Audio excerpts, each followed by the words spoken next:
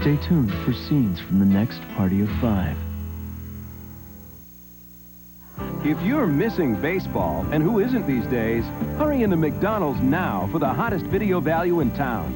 Get Field of Dreams for just $5.99 when you buy any extra value meal or large sandwich, only at McDonald's today. 1-800-COLLECT presents Politeness Man. Hello. Being the champion of courtesy, I get lots of letters. Oh, my. Not to mention countless 1-800-COLLECT calls, which I graciously accept. Yet there's always that one person who calls Collect the rude way by dialing 0. Here's how I deal with it. Hello? 0 dial collect call for Politeness Man. Do you accept? Accept what? The exorbitant amount of money I'll have to spend on this call? Money that could go to save the whales, the rainforest, the ozone layer? Guaranteeing the children of the world a better tomorrow? Will I? My thoughts exactly. Remember, it's 1-800-COLLECT for savings. I'm a grown-up.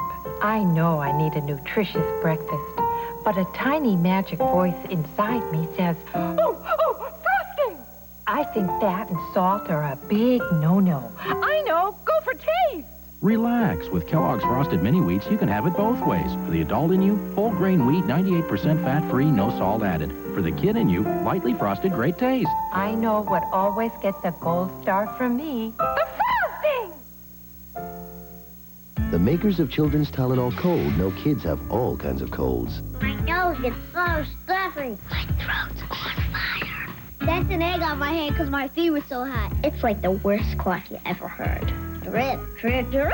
It's disgusting. Different kids, different symptoms, but they only need just one medicine. Children's Tylenol Cold plus Cough. It's the only one that relieves every major cold symptom, so everyone feels great. Children's Tylenol Cold plus Cough. The only one you need. Also in new chewables. We dare you to get 2 levels of tampon protection in one box. 2 in one box? Finally. New Playtex multi-pack. Super for heavy days. Regular for light. In one box. New Playtex multi-pack. The only one that dares to give you 2. Next Wednesday on Party of 5. You're just jealous because I have someone and you don't. Someone like that I don't need. Who the hell do you think you are, Will? You have no right to talk about her like that. When exactly did it become your right to say what I could and couldn't do? We're living together. I'm allowed to say you can't date other guys. You look great. Then again, when do you not?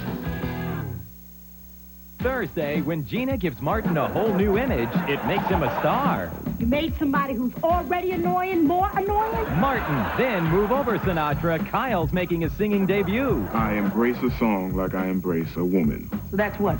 Once a year? Living Single. Ice Cube hosts a night of brand new episodes Thursday.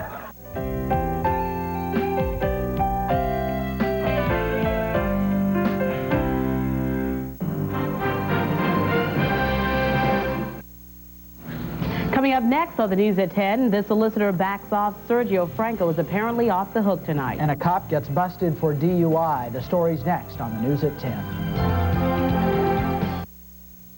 Friday on Fox's High Voltage Double Feature, when a monstrous mutation takes human form. Nothing matters but breeding. It chooses Mantis as its next mate, a brand new Mantis. Then... I'd like to know why this policewoman would suddenly dig up the bones of a man who's been missing for 50 years. It travels through time. I'm sure it was him. I know it was him. Marks its victims. Word sister was carved into her chest. And moves in for the kill. A brand new X-Files after Mantis, Friday on Fox. How does a Shoney's chicken combo for only $4.99 sound? Southwest chicken with fries sounds great. So does cordon bleu with soup. Or how about blackened chicken and onion rings? Now Shoney's 5 new grilled chicken sandwiches come with your choice of fries, onion rings, or soup, plus a drink for only $4.99. But hurry, combos this good for only $4.99. Don't come around often. Fox 24 WTAT-Charleston. This is the news at 10.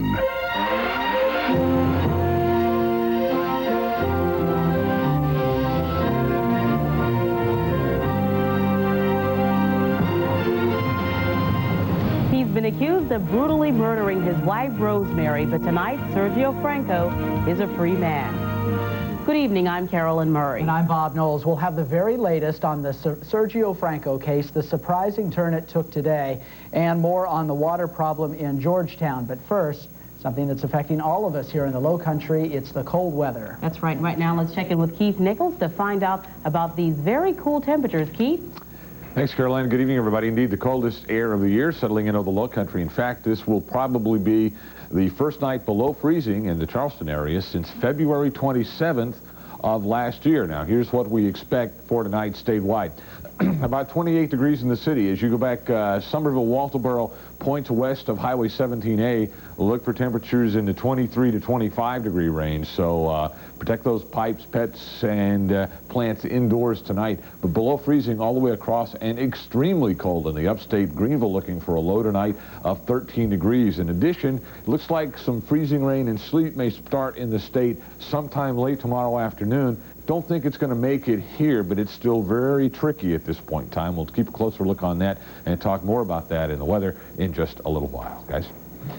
Thanks very much, Keith. Well, one-time accused wife killer Sergio Franco is now in the clear and free to do what he wants for now. That's right. The state has dropped the murder charges against him. Solicitor David Schwacke made the stunning announcement in a late afternoon news conference. He says the case will not go to the grand jury this week as planned because there's not enough evidence against Franco. Schwacke says it was a tough decision. Our dismissal of the case is not, nor should it be taken as, a finding of innocence. While Mr. Franco will no longer be subject to the arrest warrant or its bond conditions, he very much remains the primary suspect in this murder. Schwacke says if more evidence turns up, Franco could be charged with murder again. But as of right now, Franco can get his passport back and can go anywhere without telling authorities. Well, Sergio Franco is a free man, and tonight he's going on air for the first time. Our John Mills has the exclusive story. Sergio Franco, well coached by his lawyers, is now speaking exclusively with us about being a free man again. I want to be able to be left alone for a while, you know, just have some solitude and just to be able to grieve properly, you know. Speaking from New York for the first time, Franco told me about his wife Rosemary, who he's accused of stabbing 27 times and shooting twice. Is there anything you want to say about your wife? Oh, her? She was the most beautiful thing that ever happened to my life, and to just the thought of being accused of doing that to her is repulsive. Franco also is saying thanks to the people who have supported him since the murder last August. People who know me, know my nature, and know my character, they know that I could never have done that, so that speaks by itself. Franco is still in New York, but he's planning to come back to Charleston and start a new life somewhere. Probably, he says, in the restaurant business again. Sergio Franco knows this may be the best news he's ever heard. He also knows he may never have to come back to this courthouse. John Mills, the News at 10.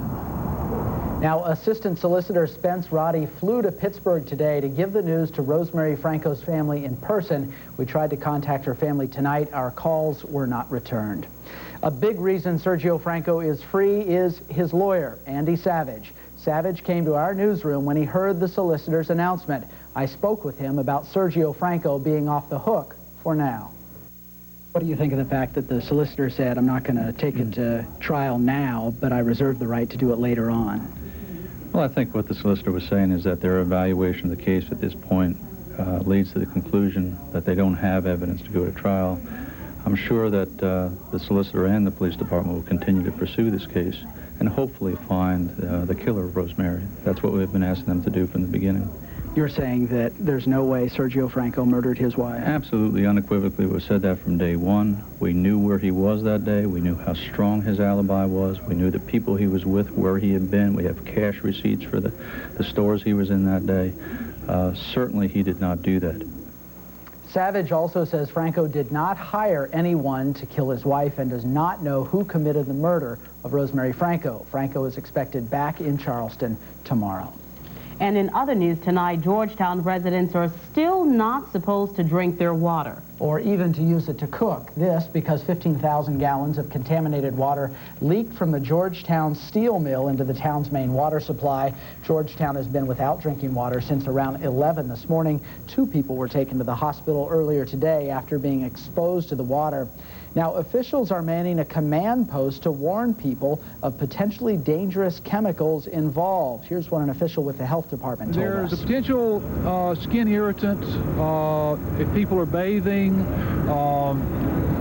There's a slight toxicity involved, but right now we've got a lot of questions there. Again, anyone who gets water from the city of Georgetown is being warned not to drink it. But this is new information. You can bathe in this water. That graphic there is incorrect. You can bathe in the water in Georgetown. We're told even boiling the water will not take the dangerous chemicals out if you're going to drink it. Your alternative is to use bottled water. If you develop skin or eye irritation, you're asked to call the local hospital immediately.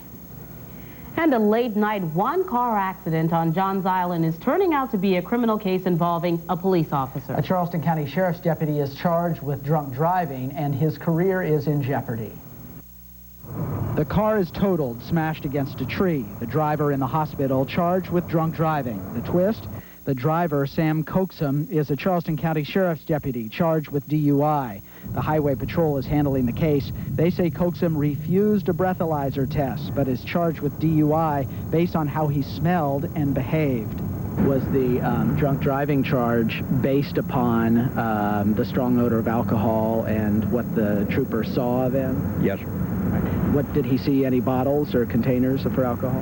Not to my knowledge. Anything other than the smell of alcohol? And his demeanor. 2 other Charleston County Sheriff's deputies were arrested for drunk driving not so long ago. One was fired, one is on leave with pay. Sam Coaxum's problem may be compounded because at the time he was driving a county vehicle. The DUI charge may be the least of Deputy Coaxum's problems. He may also be out of a job. There is a county employee policy against drinking and driving. It prohibits it. Does that mean if you break that rule that you're fired? If you drink and operate a county car, you're subject to disciplinary action. The extent of the disciplinary action in this case will be left up to the sheriff. A career hangs in the balance with a department that does not want to be linked to another drunk driving deputy. Deputy Coaxum is in intensive care at MUSC with some internal injuries. A major turnaround in the O.J. Simpson murder case. In a surprise move today, Simpson's defense says it has given up trying to keep genetic evidence from the jury. This means pretrial hearings will not last as long as expected. And in a separate hearing, Judge Lance Ito also suggested the jury may be sequestered January 11th. A fire and explosion at Wild Dunes last night is being called an accident. Fire officials tell us workers on the roof of Linkside condos put out a smaller fire earlier in the day yesterday, but it smoldered and turned into a full blaze. No one was injured, but several people were left homeless. No word yet how much damage the fire cost in dollars. Believe it or not, members of the new Republican-controlled House of Representatives are spending their first day working late. Lawmakers are busy passing measures aimed at changing the way the House does business, and Charleston's own Mark Sanford is in the Capitol with them today.